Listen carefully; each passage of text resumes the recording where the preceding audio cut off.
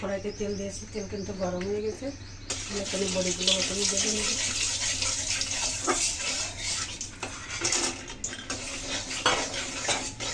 আছে বড়িগুলো ভেজে নেব। বড়িগুলো দেখুন কত সুন্দর করে ভেজে নিয়েছে। এখন মাছ ভেজে নেব।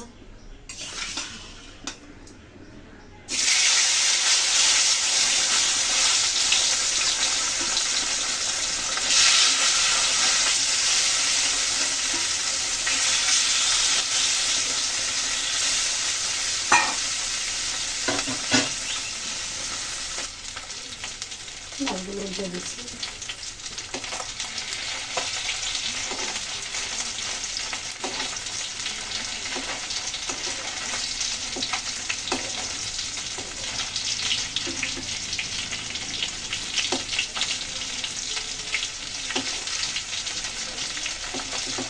সবগুলো মাছ উঠে নেব। সবগুলো মাছ উঠে নিয়েছি। তুলে নেব, ভালো করে ভাজা হয়েছে। সব মাছ কিন্তু দেখুন ভেজে এইভাবে লাল লাল করে ভেজে তেলে দিয়েছি। বড়িগুলো তো আগে ভেজেছি। কড়াইতে আবার তেল দিয়েছি, তেল কিন্তু গরম হয়ে গেছে। এখন ফোড়নে দিয়ে দিচ্ছি শুকনো লঙ্কা, তেজপাতা,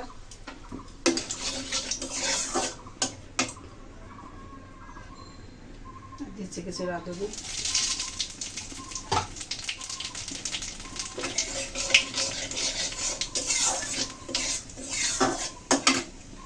ফোড়ন ভালো করে ভেজে নিয়েছি। এখন দিয়ে দিচ্ছি আলুগুলো। আলু নিয়েছি, একটু ভালো করে ভেজে নেব।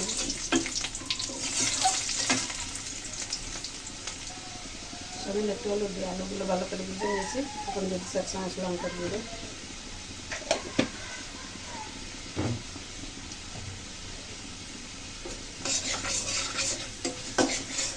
হালকা একটু ভেজে এখন জল দিয়ে দিলাম।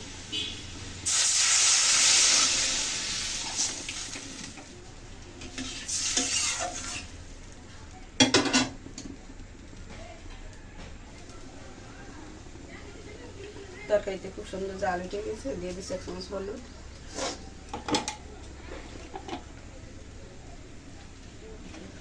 আর সিমগুলো এখন দিয়ে দিচ্ছি। মাছের একটু পরে দেবো।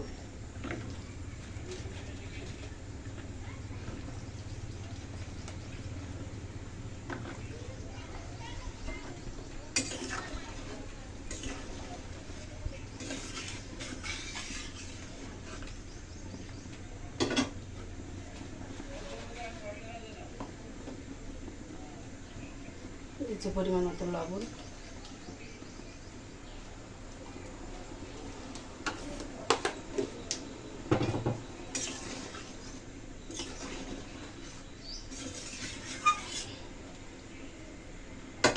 ঢাকা দিয়ে দিচ্ছি।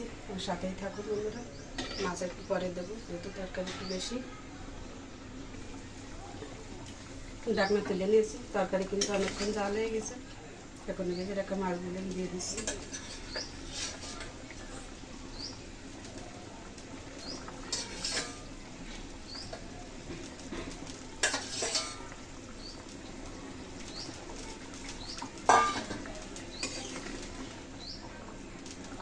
তরকারি কিন্তু বিরাট সিদ্ধ হয়ে গেছে সব কিছু।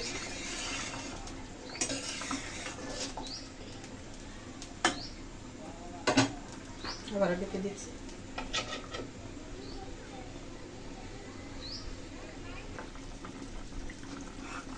তরকারিতে বেড়ে হয়ে আসছে। এখন দিয়ে দিচ্ছি বড়িগুলো।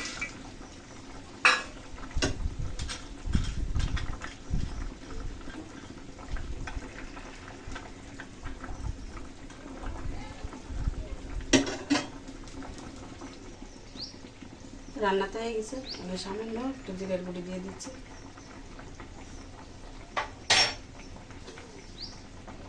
ভালো করে মিশিয়ে নিয়ে তরকারি নামিয়ে নেব।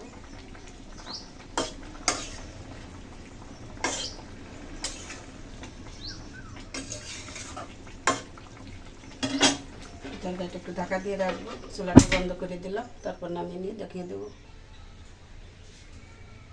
তো বন্ধুরা এই যে নামিয়ে নিলাম। দেখুন বেলে মাছের তরকারি, সিম আলু কুমড়ো বড়ি দিয়ে। তো বন্ধুরা রেসিপিটি কেমন লাগলো আপনাদের কাছে অবশ্যই জানাবেন। তো বন্ধুরা এভাবে একবার আপনারা বাসায় একটু ট্রাই করে দেখুন। খেতে কিন্তু অসাধারণ লাগে। পেঁয়াজ রসুন দিলে যে সবসময় ভালো লাগে তরকারি সেটা কিন্তু নয়। এইভাবে এটা কিন্তু স্বাস্থ্যসম্মতভাবে রান্না করা, একদম দেখুন সাদা মাটা। তো বন্ধুরা, যদি ভালো লাগে রেসিপিটা অবশ্যই একবার ট্রাই করবেন বাসায়। তো সবাই ভালো থাকুন, সুস্থ থাকুন। আজকের মতো এখানেই রাখছি।